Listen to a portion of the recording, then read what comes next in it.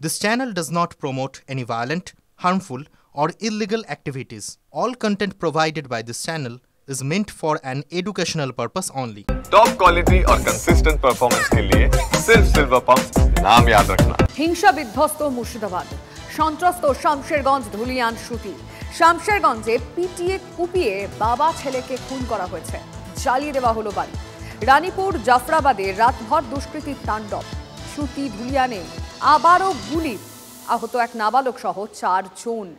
হিজলতলায় BSF এর গাড়ি ভাঙচুর করা হয়েছে। এখন সেখানকার অবস্থা কি, চলুন সরাসরি আমরা বরং নজর রাখি মুর্শিদাবাদের মধ্যে। রিপোর্টার কৌশিক এই মুহূর্তে সেখান থেকে রয়েছেন। কৌশিক, অবস্থা কি এখন সেখানে? দেখো, এখন শামশেরগঞ্জ এবং ধুলিয়ানের যে সমস্ত এলাকায় গতকাল রাতে অশান্তি হয়েছিল এবং বিএসএফের গাড়ি পর্যন্ত ভাঙচুর করা হয়েছিল, সেই রকম এলাকায় কিন্তু কিছুটা হলেও শান্তিতে ফিরছে বলে মনে করছে। কারণ সকাল থেকে পুলিশি টহলদারি, কোথাও জমায়েত থাকলে সেই জমায়েত হটিয়ে দেওয়া হচ্ছে পুলিশের পক্ষ থেকে এবং সকাল থেকে সেই এলাকায় নজরদারি বাড়ানো হয়েছে। তবে আরও একটা খবর আসছে যে ফারাক্কার যে মহাদেবনগর অর্থাৎ শামশেরগঞ্জের পরে সেই গ্রামেও কিন্তু একটু অশান্তি তৈরি হয়েছে। তবে সব মিলিয়ে কিছুটা শান্তির পথে ফিরলেও কোনো জায়গায় আবার অশান্তির বাতাবরণ একের পর এক তৈরি হচ্ছে। তবে আতঙ্ক রয়েছে এলাকার মানুষজনের কাছে। যেমনটা কেন্দ্রীয় বাহিনী নতুন করে আবার 4 কোম্পানি কেন্দ্রীয় বাহিনী মোতায়েনের কথা রয়েছে, সেখানে বিএসএফ মোতায়েন রয়েছে। বিএসএফ রুট মার্চ করছে, পুলিশও পাশাপাশি টহল দিচ্ছে বিভিন্ন এলাকায়। তারই মধ্যে হয়তো অশান্তির খবর আসছে, কিন্তু স্বাভাবিক ছন্দে ফিরতে চায় এলাকার মানুষজন। একটা কিন্তু এখনও কিন্তু আতঙ্ক কাজ করছে। তারা জানাচ্ছে যে তারা বাড়িতে ঘুমাতে পর্যন্ত পারছে না, যেরকম তাণ্ডব চলেছে সেই তাণ্ডবে কিন্তু এখনও আতঙ্ক রয়েছে। আতঙ্কের ছাপ এখনও যত্রতত্র পড়ে রয়েছে।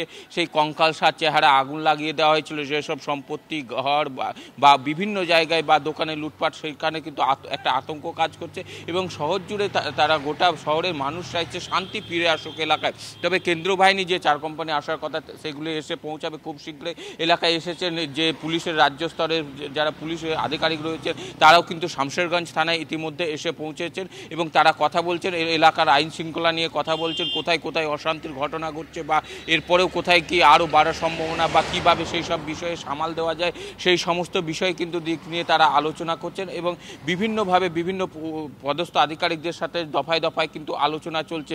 এবং এই ঘটনায় যে গতকালকে যে বিএসএফের গাড়ি ভাঙচুরের মতো ঘটনা ঘটার পর থেকে আরও টহল বাড়ানো হয়েছে এবং বিএসএফের পক্ষ থেকে আরও নজরদারি বাড়ানো হচ্ছে যাতে আর কোনো রকম অপ্রীতিকর ঘটনা না ঘটে। গতকাল জানো যে 2 জনের বাবা এবং ছেলেকে কুপিয়ে খুন করা হয়েছিল, অন্যদিকে গুলিবিদ্ধ একজনের মৃত্যুর ঘটনা ঘটেছে। তবে সব মিলিয়ে এখনও পর্যন্ত কিন্তু সেই ধুলিয়ানের আতঙ্ক এবং কোথাও যেন থমথমে কিন্তু এখনও কাটেনি। পাশে আবার এক জায়গায় আবার হিংসার খবরও সামনে আসতে শুরু করেছে।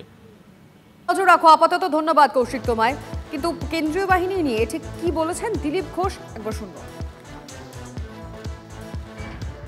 এখন শিক্ষা বিভাগে যে দুর্নীতি হয়েছে, সেই পাপকে চাপা দেওয়ার জন্য মমতা ব্যানার্জি আবার সেই উগ্রপন্থীদেরকে, জঙ্গিদেরকে নামিয়েছেন রাস্তায়।